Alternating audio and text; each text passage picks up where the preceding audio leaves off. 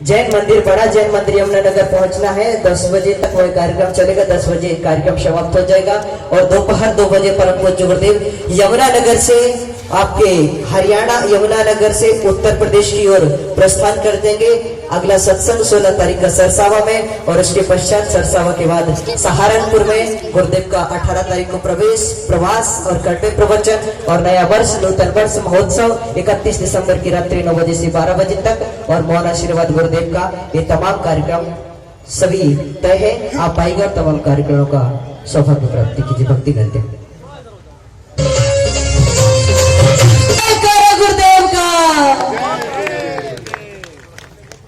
कल परम पूज्य गुरुदेव के प्रवचन में शिव पार्वती आए थे शब्दों में, आज तो सही में आ गए कि हिंदू जब दर्शन करता है तो लगते हो तुम शंकर। मैं तो इन गुरुदेव में सब कुछ देख लेता हूँ। यहाँ पर हिंदू, मुस्लिम, सिख, ईसाई, जैन, बौद्ध, क्रिश्चियन सभी यहाँ पर उपस्थित हुए हैं। तो ये क्या भावना लेकर के उपस्थित है कि हिंदू जब दर्शन करता है तो लगते हो तुम शंकर, मुस्लिम भाई को लगते में इबादत में लगते हो तुम पैगंबर, और सिख भाई को तुम गुरु नानक देव लगते हो। क्या रूप है गुरुदेव तरुण सागर जी तुम्हारा, मैं अब तक जान नहीं पाया। अरे मुझको तो दर्शन में तुम लगते हो साक्षात तीर्थंकर, मुझको तो दर्शन में लगते हो तुम साक्षात तीर्थंकर। आइए उन्हीं तीर्थंकरों की वाणी, कड़वे प्रवचनों को ताऊ कह करे से हरियाणवी वजन था वो, थोड़ी थोड़ी हरियाणवी समझने लगा हूँ। ताऊ कह करे से अब तो प्रवचन चले से। आइए गुरुदेव के चरणों में चलता हूँ। दोनों हाथों को उठा करके एक बार अरदास इबादत प्रार्थना करके गुरुदेव के चरणों में चलते हैं। एक बार आगे से लेकर के पीछे तक, 1 साल से लेकर के 100 साल तक का और 1 ग्राम से लेकर 1 क्विंटल तक का व्यक्ति कोई भी ईमानदारी से हाथ नीचे नहीं रखेगा। जय करो गुरुदेव का।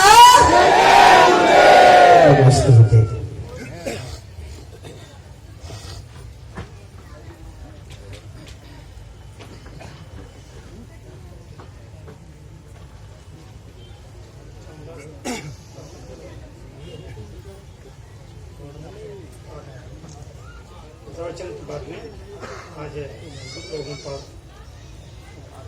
पुष्पवृष्टि आशीर्वाद स्वरूप सब लोगों पर हम देंगे, आशीर्वाद सबको देंगे प्रवचन के बाद में। और अपनी आज की बात शुरू करें इससे पहले एक नाम मेरे पास आया है। ऐसे बहुत सारे भाई होंगे यहाँ पर एक सज्जन का नाम आया जो बहुत बड़े नहीं व्यक्ति नहीं हैं, लेकिन एक बहुत सामान्य व्यक्ति है, लेकिन पिछले दिनों से सत्संग में आ रहे हैं। तो ऐसा उनका भाव जगा कि 50 रुपये खर्च करके सेट लिया। 50 रुपये खर्च, ऐसे स्थिति नहीं कि 50 रुपये आपके लिए कोई मायने नहीं रखता है, लेकिन उस व्यक्ति के लिए 50 रुपये मायने रखता है। लेकिन फिर भी उसकी भावना ऐसी थी कि किसी भी तरह से उसने 50 रुपये दे करके सेट लिया। उस व्यक्ति को यहाँ पर बुलाया जाना चाहिए। योगेश्वरानंद जी नाम मेरे पास आइए, आ जाइए।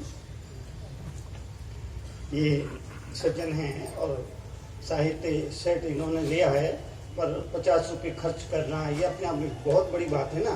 तो इसलिए इस मंच के सामने पुरस्कृत किया जा रहा, सम्मानित किया जा रहा। अरे 1000 रुपये निकाल, 1000 रुपये निकाल। तो कैसे सेट हो, निकालो। अच्छा, खजांची को दे रखे हैं, ठीक है। यहाँ ये व्यक्ति है, इनकी भावना का ये सम्मान है, ये इनकी भावना का सम्मान है। ऐसे बहुत सारे भाई लोग होंगे जो इस तरह से अपने किसी भी तरह से एक अच्छे काम के लिए, मैं कहता हूँ कि आप किसी को गिफ्ट में देना है तो बुके मत दीजिए, बुक दीजिए। बुके तो 2 घंटे में बेकार हो जाएगा, पर बुक दिया तो उसके जीवन का उद्धार हो जाएगा। तो ये आनंद जी द्वारा ये इनकी भावना का सम्मान है और भावना के सम्मान के स्वरूप इनको 1000 रुपये दिया। सम्मान, भावना का सम्मान, भावना का सम्मान है। ये आपकी भावना, ये आपको भी मालूम नहीं था, ये हमको भी मालूम नहीं था, लेकिन आपने जो इस तरह से, हाँ ठीक है, और ये कड़वे प्रवचन पुस्तक में आशीर्वाद के साथ में दे रहा हूँ। इसको ठीक है।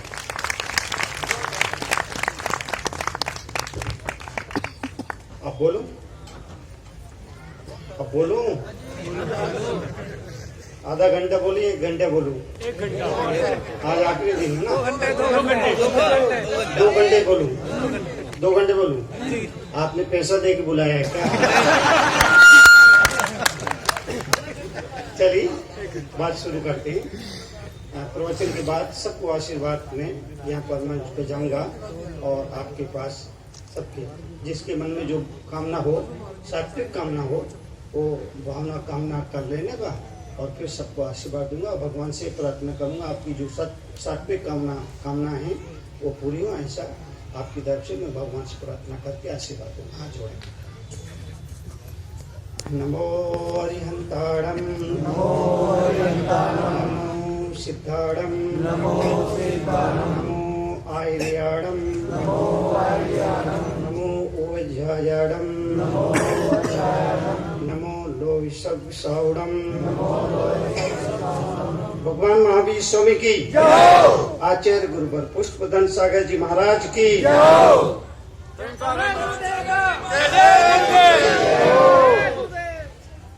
महाराज की। किसी ने घड़े से पूछा तुम इतने ठंडे क्यों हो?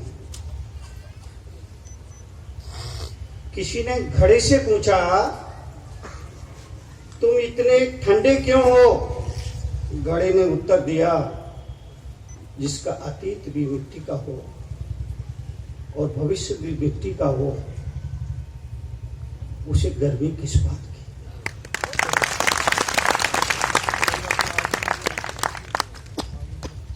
यही सच है। यही सच है। जिसका अतीत भी मिट्टी का हो, भविष्य भी मिट्टी का हो, उसे गर्मी किस बात की? सर्दी का मौसम है। 3 तरह की गर्मी आदमी के पास होती है। कुछ लोगों के पास जैकेट की गर्मी है, कुछ लोगों के पास पॉकेट की गर्मी है, कुछ लोगों के पास लॉकेट की गर्मी है, कुछ लोगों के पास जैकेट की गर्मी है, कुछ लोगों के पास पॉकेट की गर्मी है, कुछ लोगों के पास चॉकेट की गर्मी है। तरुण सागर के जैसे लोगों के पास ना जॉकेट है, ना पॉकेट है, ना लॉकेट है, पर जो कुछ भी है वो एकदम फिट और सुपर हिट है। एक सवाल में लगे हाथ आपसे कर लूं, ज्यादा सुखी कौन है? सोने की चेन वाला या चैन से सोने वाला? एक सवाल लगे हाथ, एक सवाल लगे हाथ आपसे कर लूं, ज्यादा सुखी कौन? सोने की चेन वाला या चैन से सोने वाला? ज्यादा सुखी कौन? सोने की चेन वाला या चैन से सोने वाला? सारी दुनिया कहेगी चैन से सोने वाला। ना दिन में चैन, ना रात में चैन, फिर भी हम चैन। ये क्या हो रहा है? ये क्या हो रहा है? आदमी बेचैन है। भले ही आदमी के गले में सोने की चैन है, इसके बाद भी बेचैन है। ये सच है। आज के आदमी के पास भले ही सोने की गले में चैन है, लेकिन जिंदगी बेचैन है। इसलिए गुजारिश,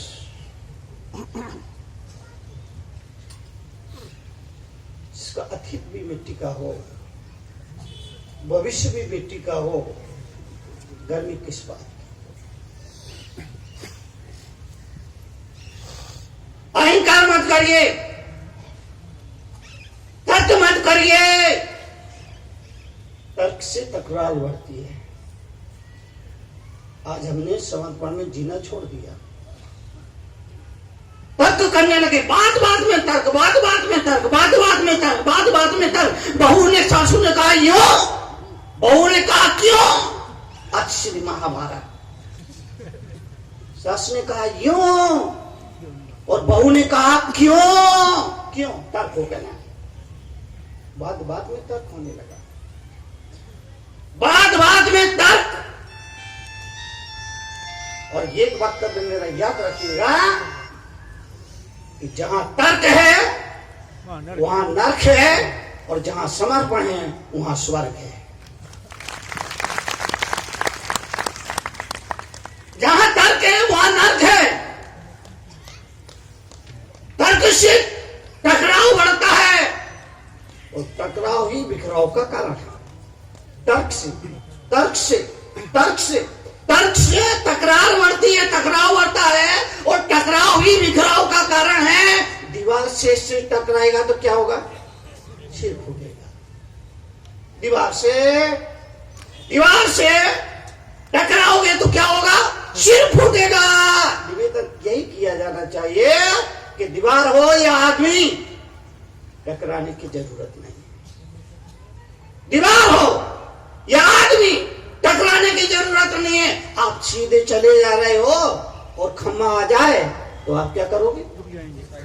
घूम के निकल जाओ। चले जा रहे हो, खम्मा आ जाए तो आप क्या करोगे? आप घूम के निकल जाओगे। यही बात तो मैं आपसे निवेदन करना चाहता हूं। सुबह घर से निकलोगे, 20 लोग ऐसे मिलेंगे जो आपसे टकराने के मूड में रहेंगे। सुबह जब आप काम को लिए निकलोगे, ऑफिस के लिए निकलोगे, दफ्तर के लिए निकलोगे, बाजार के लिए निकलोगे, 10 लोग 20 लोग दिन में ऐसे मिलेंगे जो आपसे टकराने के मूड में रहेंगे। आपको टकराना, चुपचाप आगे निकल जाना। कड़वे प्रवचन में मैंने लिखा है, आप कहो तो सुना दो। बोलो, सुना दो, सुन लो, कोई बात नहीं।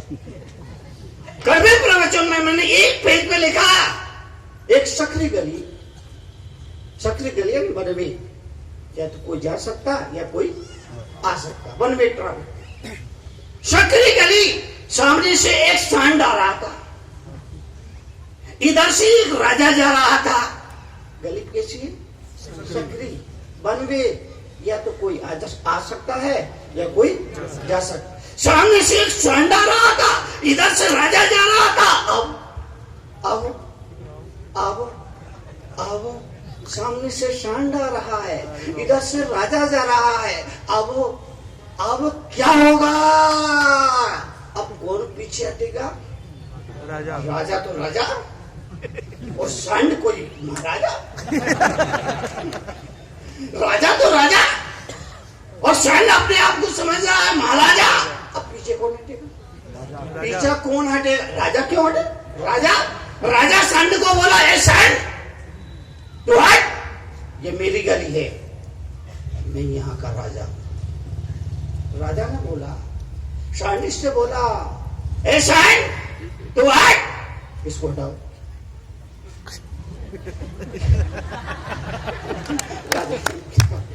राजा ने बोला, राजा का बोलना जायज था, राजा था, गली उसकी थी, सांड कौन होता है? तो राजा ने बड़े रोब के साथ कहा, ए सांड हट, मैं यहाँ का राजा हूं, ये मेरी गली है, तू हट, मैं राजा हूं। तो सांड बोला, तू राजा, मैं महाराजा, आजा। सांड बोला, तू राजा, मैं महाराजा, आजा। राजा की समझदारी इसी में है, वो चबूतरे पे खड़ा हो जाए। सांड नहीं हटेगा, सांड नहीं हटेगा। राजा की समझदारी इसी में है, वो हट जाए। राजा की समझदारी जिम्मेदारी इसमें है, वो चबूतरे पे खड़ा हो जाए, संड को रास्ता छोड़ दे। यही बात तो मैं आपसे निवेदन करना चाहता हूं। आप राजा हैं, घर से काम के लिए निकलोगे, दिन में 20 नोट संड आपसे टकराने के मूड में मिलेंगे, पर आपको टकराने की जरूरत नहीं है, क्योंकि आप राजा हैं।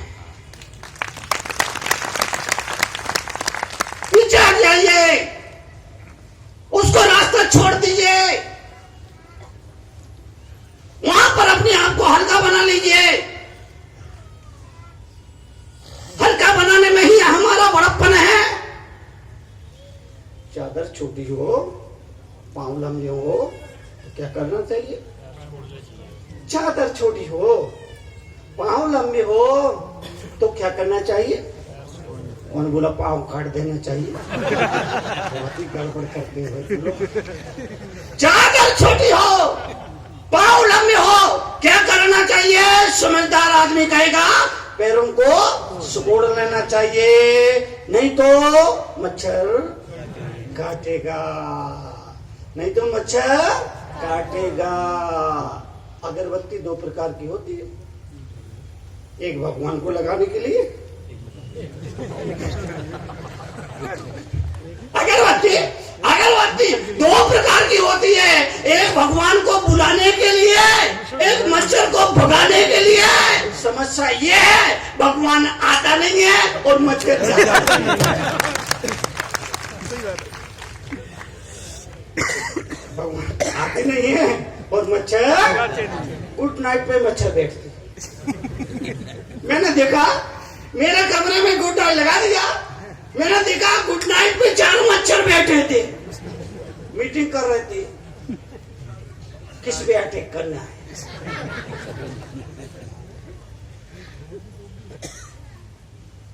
चादर छोटी हो, पैर लंबे हो,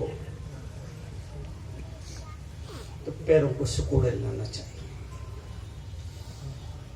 जीवन में याद रखो, पुण्य की चादर छोटी है, इच्छाओं के पैर लंबे हैं। पुण्य की चादर इतना पुण्य नहीं है ये आप जो चाहो वो मिल जाए, जब चाहो तब मिल जाए, जितना चाहो उतना मिल जाए, इतना पुण्य नहीं है। पुण्य की चादर इतनी बड़ी नहीं है।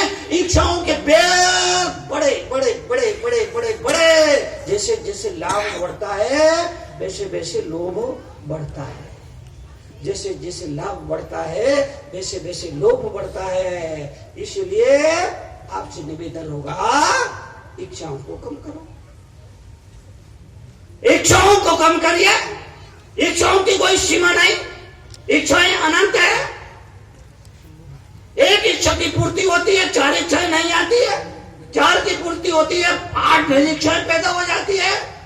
और इस कारण इच्छाओं के पीछे आदमी भागता है, भागता है, भागता है, सारी उम्र भागता है, भागते भागते गिर जाता है और चला जाता है।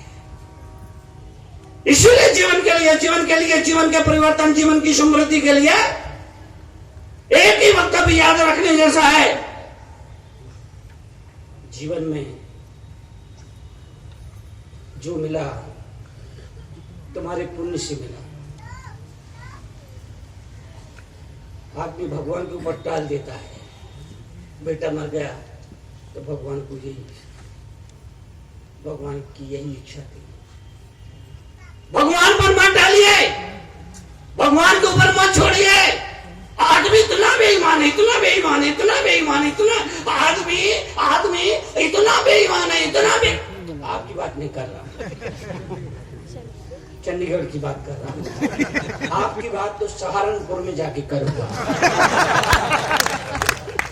आदमी इतना बेईमान है, आदमी इतना बेईमान है, इतना बेईमान है, इतना बेईमान है, इतना बेईमान है, इतना बेईमान है। एक आदमी शराब पीता है, मैंने उससे कहा क्यों रे तू शराब क्यों पीता है? बोले मुनि जी मैं कौन होता हूँ पीने वाला, ऊपर वाले की इच्छा है। इतना बेईमान आदमी, शराब पिएगा खुद, शराब पिएगा खुद, शराब पिएगा खुद। लड़की जब तक घर में रहती है रानी बनकर रहती है। लड़की लड़की लड़की रानी बनकर रहती है, शादी होकर ससुराल जाती है, लक्ष्मी हो जाती है और बाद में काम करते करते बाई हो जाती है। इस तरह रानी लक्ष्मी बाई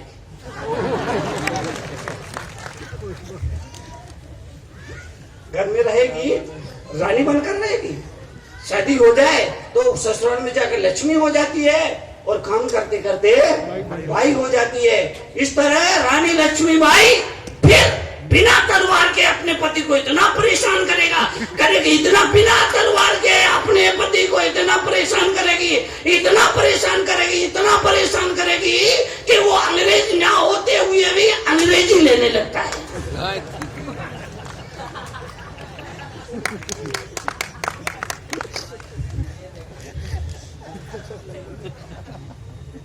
निवेदन करना चाहता हूं, आदमी इतना बेईमान है, शराब खुद पिएगा और उससे पूछे तो क्यों पीता है?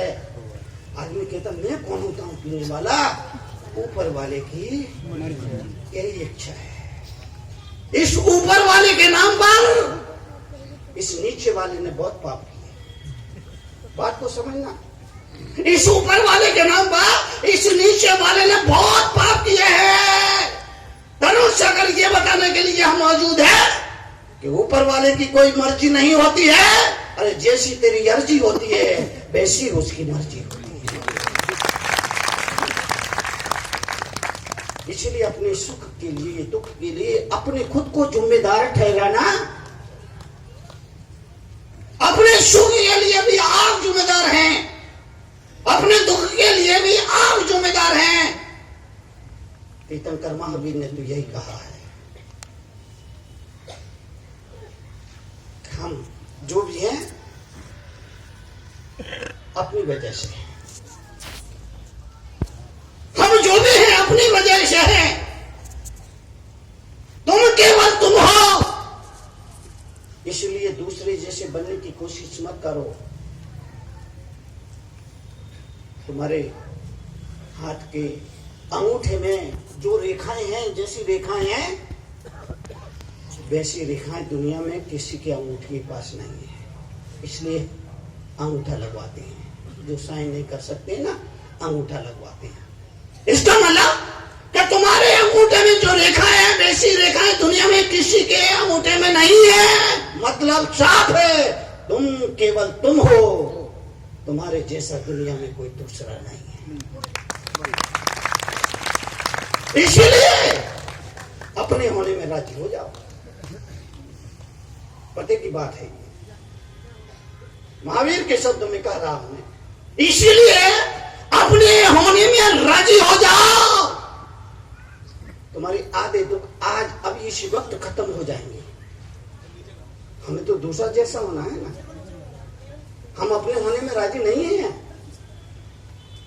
हम अपने होने में राजी नहीं है। हमें दूसरे जैसा होना है, हमें जो दूसरे जैसा बनना है। तो मैं आपसे कहूंगा, तुम केवल तुम हो, इसीलिए नकल मत करो। हर चीज की नकल, कोई फिल्म हिट हो जाए, उस फिल्म के हीरो की नकल चल पड़ती है, उसके बालों की स्टाइल चल पड़ेगी, उसके कपड़ों की स्टाइल चल पड़ेगी, उसके बोलने की स्टाइल चल पड़ेगी, उसके चलने की स्टाइल चल पड़ेगी। क्यों भैया? सबसे अलग दिखना है। क्यों सबसे अलग दिखना है? अरे भैया सबसे अलग ही दिखना है तो तरुण सागर बन के बताओ। सबसे अलग, सबसे अलग तुम केवल तुम हो। तुम्हारे जैसा दुनिया में दूसरा कोई नहीं, इसलिए अपने होने में राजी हो जाओ। बस 50% दुख आज अभी इसी वक्त खत्म हो जाए। इसीलिए प्रार्थना में कहो, भगवान से प्रार्थना करो और भगवान से प्रार्थना में कहो कि प्रभु मुझे नहीं चाहिए वो खुशी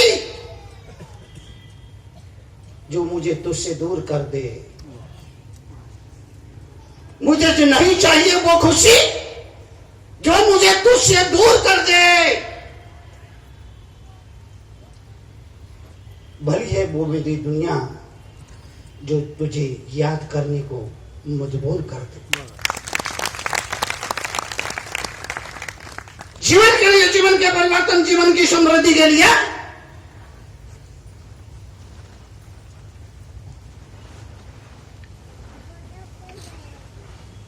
संयम जीवन में जरूरी है। आंख का संयम, कान का संयम, वाणी का संयम, आंखों का संयम, हाथ का संयम, पैर का संयम, संयम तो जरूरी है।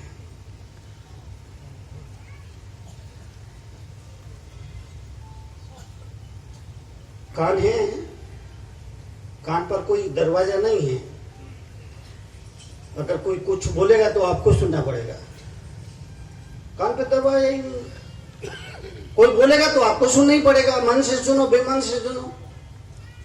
पर आंख पे दरवाजा है, आंख पे अगर कुछ चीज नहीं देखना तो आप बंद कर लीजिए।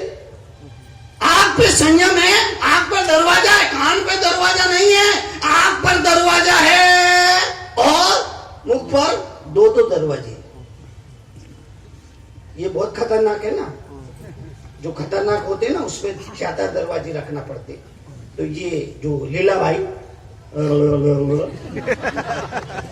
ये बड़ी खतरनाक है।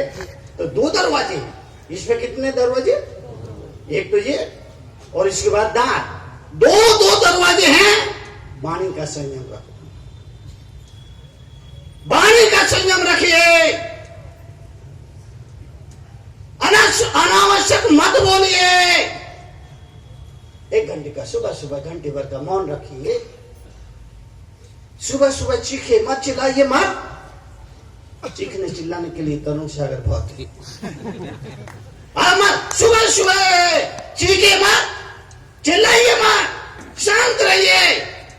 बेटा बहू नाती पोता अगर कोई गलती करते चुप रहिए, सोचिए और ये समझिए आपके बगैर भी ये दुनिया चलेगी या नहीं चलेगी। जरा जीते जीत इस बात को समझ लो। 1 घंटे मौन रखिए। सुबह सुबह आग लगाने के बाद आग लगाने के काम मत करिए। सुबह सुबह भाग लगाने का काम करिए। आग लगाना है तो 12 बजे बाद नहीं आग लगाओ, वो तो मुझे मालूम है, तुम मानोगे थोड़ी। पर इतना तो आप कर सकते हैं, 12 बजे तक किसी की निंदा नहीं, आलोचना नहीं, चुगली नहीं, ईर्ष्या नहीं, कपट नहीं, नफरत नहीं। 12 बजे नहीं, सब 12 बजे बाद। 12 बजे तक तो रखो बाबा, इतना तो करो। इतना भी नहीं किया, इतना भी नहीं किया। बहुत सारे लोग तो ऐसे होते हैं, सुबह उठते ही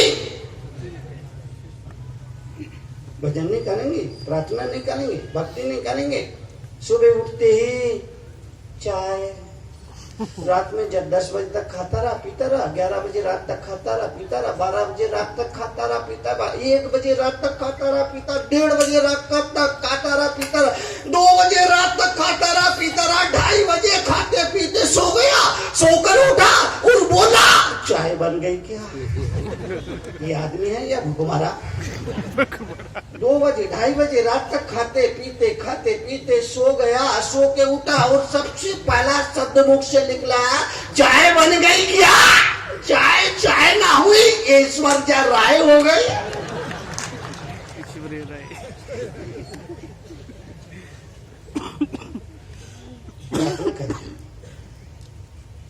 मैं ऐसा नहीं कहूंगा भोजन मत करिए, भोजन तो जरूरी है, पर भजन भी जरूरी है। भोजन करना पाप नहीं है, भोजन करना पाप नहीं है, भोजन करना पाप नहीं है। भोजन में भजन को भूल जाना पाप है। भोजन करना पाप। भोजन तो हम संतों को भी ठीक है एक बार करते हैं, लेकिन करना पड़ता है ना। दीपक को जलाना है तो तेल तो देना पड़ेगा, डालना पड़ेगा। हमारे जैसे निष्प्रय मुनियों को भी 24 घंटे में एक बार इस शरीर में खुराक देने पड़ती है। भोजन करना पाप नहीं है, भोजन में भोजन को भूल जाना पाप है। आप शाकाहारी बनिए, शाकाहार करके आदमी जिंदा रह सकता है? फिर हम क्यों मांसाहार करते हैं? क्यों अपना पेट भरने के लिए किसी जानवर का पेट काटते हैं? इसका तो हमें जवाब देना पड़ेगा ना। जो लोग मांसाहार करते हैं वो जरा सोचिए, विचारिए, आपके शरीर में कोई जरा सुई चुभो दे, आपको कितनी तकलीफ होती है। मांसाहार करने वाले लोग जरा सोचिए कि आपकी पेट की भोजन के लिए किसी निरीह मूक जानवर की गर्दन पर छुरी चलाई जा रही है। मांसाहार कैसे मिलता है? जो मुर्गी 1 मिनट पहले तक उड़ रही थी, सबको अच्छी लग रही थी। जो बकरा 1 मिनट तक इधर उधर डोल रहा था, अच्छा लग रहा था। जो जानवर 1 मिनट पहले तक आपको देख करके आपका मनोरंजन, मन प्रसन्न हो रहा था, हमारे खातिर उसकी जान गई। इसलिए मैं निवेदन करना चाहता हूं, अगर आप अपना इहलोक सुधारना चाहते हैं तो शराब छोड़ दीजिए, और परलोक सुधारना चाहते हैं तो मांसाहार करना छोड़ दीजिए।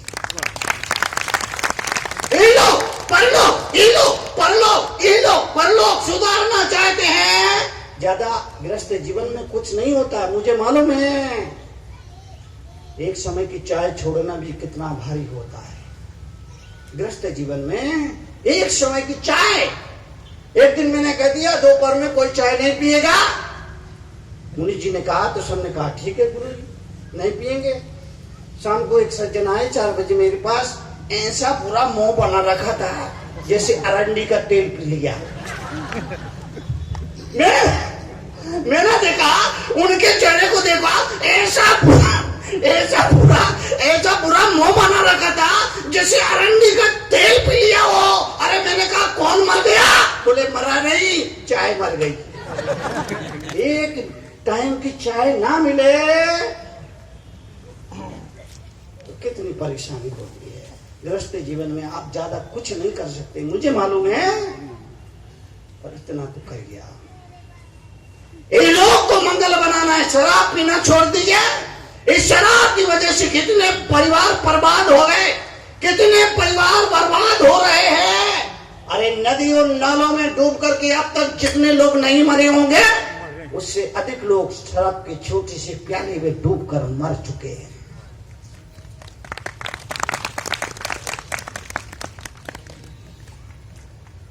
डॉक्टर आता है, इंजेक्शन लगाता है, पीड़ा भी होती है, फिर भी आप उसको 500 का नोट देते हो। डॉक्टर आता है, इंजेक्शन लगाता है, पीड़ा भी होती है, इसके बाद भी आप उसको 500 का नोट देते हो। मैं तरुण सागर भी आया, कड़वे प्रवचनों का इंजेक्शन लगाया, पीड़ा तो हुई होगी, पर अब मुझे आपसे फीस चाहिए। पर अब मुझे आज 14 दिन है, आखिरी दिन है, यमुनानगर में कड़वे प्रवचन सत्संग का आखिरी दिन है। आज मुझे आपसे फीस चाहिए, और फीस में मुझे 500 का नोट नहीं चाहिए, तुम्हारे जिंदगी की 2 खोट चाहिए।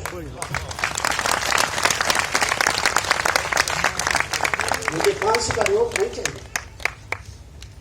मुझे 500 का नोट नहीं चाहिए, मुझे 500 का नोट नहीं चाहिए, मुझे तुम्हारी जिंदगी की 2 खोट चाहिए। वो खोट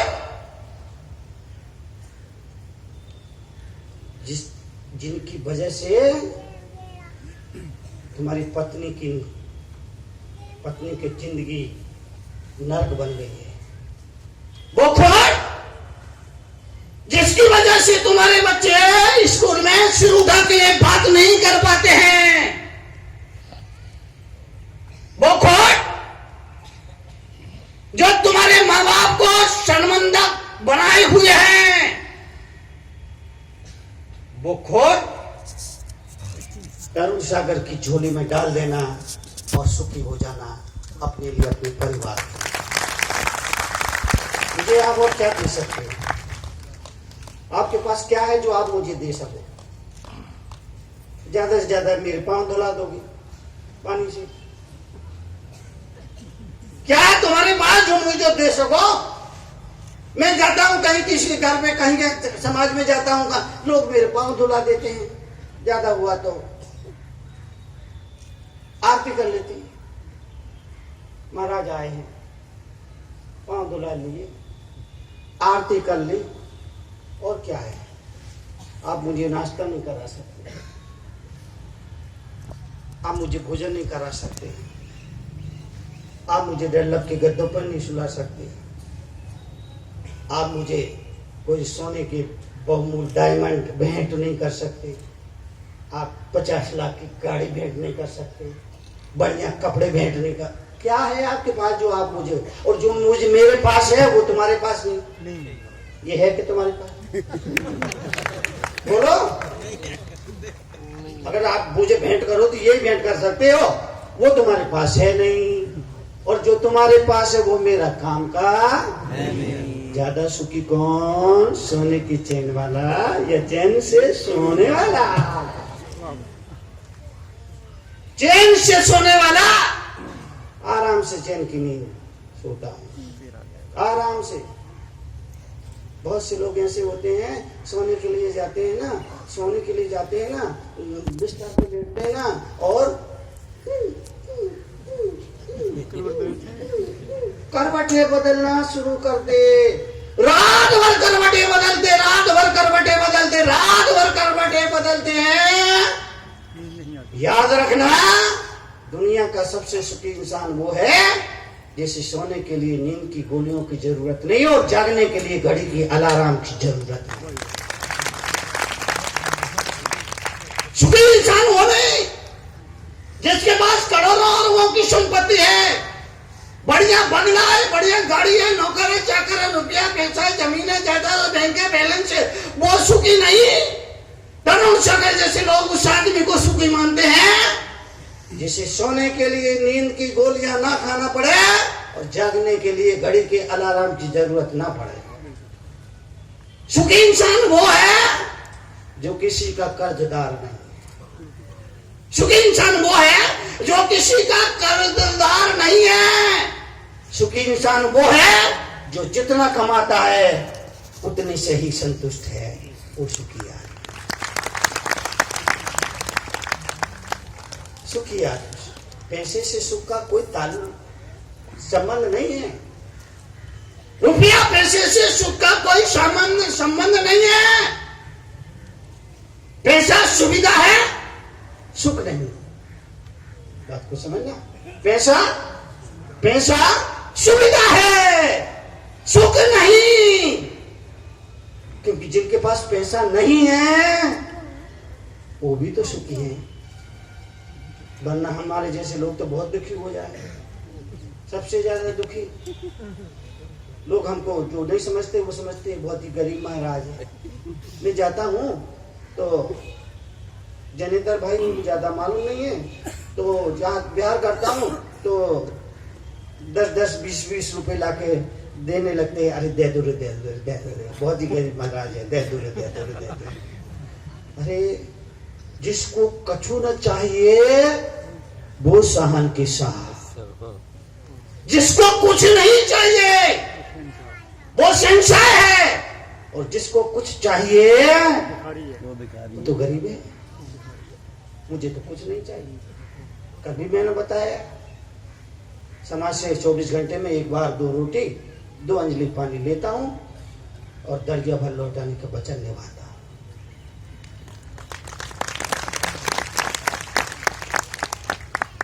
इसलिए संत के चरणों में आने के बाद इसको समझिए,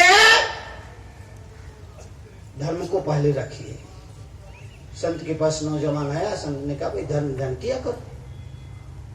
युवक ने कहा महाराज अभी तो मैं युवा हूं, धन कमाने के दिन है, धर्म के लिए तो सारी जिंदगी पड़ी है। संत ने कहा, नौजवान से कहा अब भैया धर्म ध्यान किया का? नौजवान ने कहा महाराज अभी तो मैं युवा हूं, धन कमाने के दिन है, धर्म के लिए तो सारी जिंदगी पड़ी है, बुढ़ापे में कर लूंगा जल्दी क्यों? संत ने बातों बातों में उससे पूछ लिया, कहाँ जा रहे हो? बोला जीवन बीमा कराने के लिए। बातों बातों में संत ने पूछ लिया, कहाँ जा रहे हो? उसने कहा जीवन बीमा कराने के लिए। संत ने कहा अरे अभी तो तुम युवा हो, जीवन बीमा कराने की क्या जरूरत पड़ गई? युवक ने कहा महाराज पल पल खतरा है, पल पल खतरा है, पता नहीं कब मौत हो जाए। अगर जीवन बीमा होगा तो बाद में पत्नी और बच्चों को कोई तकलीफ तो नहीं होगी। संत ने कहा बड़े अजीब आदमी हो, अभी तो कह रहे थे कि अभी मैं युवा हूं, धन कमाने का दिन है, धर्म के लिए जिंदगी पड़ी है, और अब कह रहे हो पल पल खतरा है, जीवन का क्या भरोसा? संत ने कहा कि जो जीवन बीमा सरकार के पास जाकर के होता है वो जीवन बीमा झूठा है, लेकिन मंदिर में भगवान के चरणों में, गुरु के चरणों में जो जीवन बीमा होता है वो सही है, सही इस मायने में है कि जिस जन्म में तो मिलता ही है, मरने के बाद भी आपका आपको ही मिलेगा। धर्म की शरण में आने के बाद जो जीवन बीमा होता है, लाइफ इंश्योरेंस, वो सही मायने में वो लाइफ इंश्योरेंस है, तुम्हारा तुम्हीं को मिलेगा, उससे तुम्हारे बच्चों का, तुम्हारी पत्नी का, तुम्हारे परिवारजनों का कोई संबंध नहीं है। इसलिए इस मुगालते में ना रहे, इसीलिए इस देश के नौजवान से मैं कहता हूं आप इसलिए इस मुगालते में ना रहे। कल कर लूंगा, कल कर लूंगा, कल कर लूंगा। किसी को गाली देना है तो आदमी तुरंत देता है, ऐसा नहीं बोलता ठीक है तेरी गाली का जवाब कल दूंगा, नहीं, लगे हाथ गाली का जवाब देता है, क्रोध का जवाब लगे हाथ देता है। और जब भी धर्म का, दान का, पुण्य का, सेवा का मौका आता है तो आदमी कहता है कल कर लूंगा, कल कर लूंगा, कल कल कल कल करते करते काल तो आ जाता है लेकिन कल नहीं आता है। जब मैंने 13 साल की उम्र में दीक्षा ली तो लोगों ने मेरे से कहा तुमको कौन सा पागलपन चढ़ा, खाने पीने के दिन, खेलने कूदने के दिन थे और आपने संन्यास ले लिया।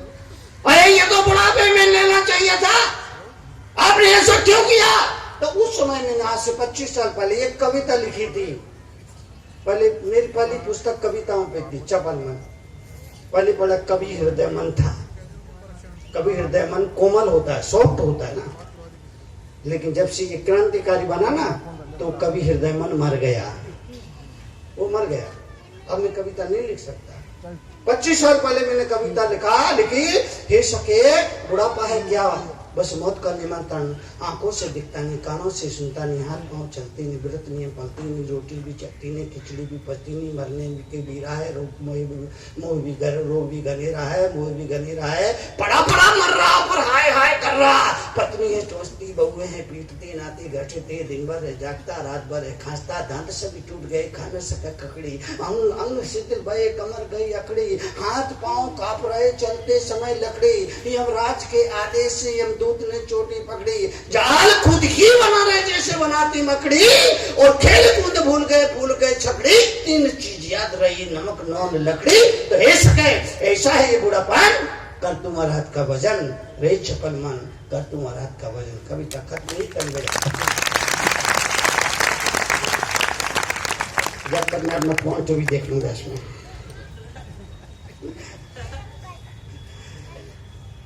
परिवर्तन, यह परिवर्तन के क्षण है। मैं अपने प्रवचनों में बार बार बोलता हूं, बदलिए, अपने को बदलिए, सामने वाला नहीं बदलेगा। अपने को बदलिए, सामने वाला नहीं बदलेगा। अपने को बदलिए, सामने वाला नहीं बदलेगा। बदलिए। जब मैं कहता हूँ बदलिए, लोग घर में जाके कपड़े बदल लेते। क्या हो रहा है ये? दो दोस्त बात कर रहे थे। एक दोस्त बोला अपने दोस्त से, यार मुनि जी के प्रवचन सुनने के बाद मेरी लाइफ बदल गई। दूसरा बोला, बदली होगी तेरी लाइफ, मेरी तो बाइक बदल गई। ये क्या हो रहा है? अपने को बदलिए। सामने वाला नहीं बदलेगा, आपको बदलना है, अपने को बदलना है। कुछ भी हो जाए चुप हो जाइए, जवाब मत दीजिए, जवाब मत दीजिए। कभी पत्नी समझदारी का परिचय दे, कभी पति समझदारी का परिचय दे, कभी सास समझदारी का परिचय दे, कभी बहू समझदारी का परिचय दे, कभी बेटा समझदारी का परिचय दे, कभी बेटी समझदारी का परिचय दे, तो तरुण सागर गारंटी ले सकते हैं आपके घर की खुशियों को कभी भी किसी की नजर नहीं लग सकती। एक तो समझदारी का परिचय दिए। इसीलिए मैंने कहा तर्क मत करिए, समर्पण। बाप ने कहा बेटा उसको सुन ले, बात खत्म हो गई। सास ने कुछ कहा, बहू उसको सुन ले, बात खत्म हो गई। लेकिन क्यों क्यों क्यों क्यों क्यों? सास ने अपनी बहू से कहा, बहू देखो मुझे ज्यादा बोलने की आदत नहीं है, अगर मैं इशारा करूं इसका मतलब है इधर आओ। सास ने कहा, सास ने अपनी बहू से कहा, बहू मुझे ज्यादा बात करने की आदत नहीं है, अगर मैं इशारा करूं इसका मतलब है इधर आओ। बहू बोली, अम्मा मुझे भी ज्यादा बात करने की आदत नहीं है, अगर मैं सिर हिला दूं इसका मतलब है। अब क्या होगा? बोलो बोलो, मैं गलत बोल रहा हूँ क्या? बोलिए क्या होगा? झगड़ा। परिवार में क्या होगा? सास भी वैसी हो जाए, बहू भी वैसी हो जाए तो क्या होगा? दो अम्माएं बात कर रही थी, दो बुढ़ियाएं बात कर रही थी, छठी छठाई बुढ़ियाएं बात कर रही थी। एक बुढ़िया दूसरे से बोली, बहन मेरे तो भाग्य ही खराब है। क्यों? बोले जब मैं बहू थी मुझे सास अच्छी नहीं मिली और अब मैं सास वाली हूँ। ये क्या हो रहा है? ये क्या हो रहा है? इसलिए मैं आपसे बहुत ही विनम्रता से कहूंगा, अपने को बताइए। और कोई रास्ता नहीं, किसी संत मुनि के पास ऐसा कोई मंत्र नहीं है कि वो मंत्र आपको दे दे आपके दुख खत्म हो जाए। मेरे हिसाब से किसी संत मुनि के पास ऐसा कोई मंत्र नहीं है, ऐसा कोई मंत्र नहीं है वो मंत्र आपको दे आपके दुख खत्म हो जाए। अगर मंत्र है तो यही मंत्र है। अगर सामने वाला नहीं समझ रहा हो तो समझदारी इसी में है, आप चुप हो जाइए। बेटा कहना नहीं मान रहा है, छोड़ दीजिए। सिर पे जो होता है वो भी तो कहना नहीं मानता है, यही मान लीजिए, छोड़ दीजिए। बाप होने के नाते जो आपका फर्ज आपने निभाया, नहीं मानता है, वो जाने उसका काम जाने। इसी वक्त आदमी के दुख खत्म हो जाए। जीवन के लिए, जीवन के परिवर्तन, जीवन की समृद्धि के लिए मैं तो कहता हूं धर्म को मैंने सरस बनाया। लोगों ने धर्म और अध्यात्म को इतना नीरस बना दिया था, नई पीढ़ी साधु के पास आने से कतराती थी। क्योंकि हमारे जो मुनि लोग होते थे, आज से 20 साल पहले मुनि लोग होते थे, उनका ध्यान इस पे जाता, कोई उनके पास जाता, नौजवान जाता, आलू छोड़, प्याज छोड़, लहसुन छोड़, बाजार का खाना छोड़, होटल का खाना छोड़, रात में खाना छोड़, ये छोड़, वो छोड़, फला छोड़, ढेका छोड़। अंत तक वो नौजवान कहता था, महाराज हमने आपको ही छोड़ा। यही होता था, यही होता था। मैंने एक नई विधा शुरू की, वो भी मैंने अपने मन से नहीं, गुरुओं से सीखा, गुरुओं से सीखा। इस नौजवान को पहले आना दीजिए, पास बैठने दीजिए, इसको धर्म का रस लगने दीजिए, अरे आपके मंदिरों के घंटियों में इतना आकर्षण होना चाहिए कि नौजवान जो टॉकीज की तरफ भाग रहा है वो पीछे आपकी घंटियों की आवाज सुन सुन करके मंदिर की तरफ आने के लिए बाध्य हो जाए। पहले बुलाइए। आज के युवक को धार्मिक बनाने का आसान तरीका, आज के युवक को धार्मिक बनाने का आसान तरीका, मंदिर में वाईफाई लगवा दो। एक बार आने तो दो, बैठने तो दो। एक बार धर्म का रस लग जाएगा तो फिर आप उसको जैसा चाहो वैसा मोड़ सकते हो। पोलियो की दवा बोलो किसके काम आती है? पोलियो की दवा बचपन में पिलाई जाए तो असरदार होती है और 55 में पिलाई जाए तो बेकार बोलो बेकार बेकार बेकार बेकार। नेताओं के पास कार होती है, भक्तों के पास पुकार होती है और जो मुक्ति के पथ पर चल रहे हैं उनकी जय जयकार होती है। पोलियो की दवा बचपन में पिलाई जाए तो काम की है, बाद में बेकार। ये धर्म बचपन में पोलियो की दवा का काम करता है, इसलिए बच्चों को आने दो।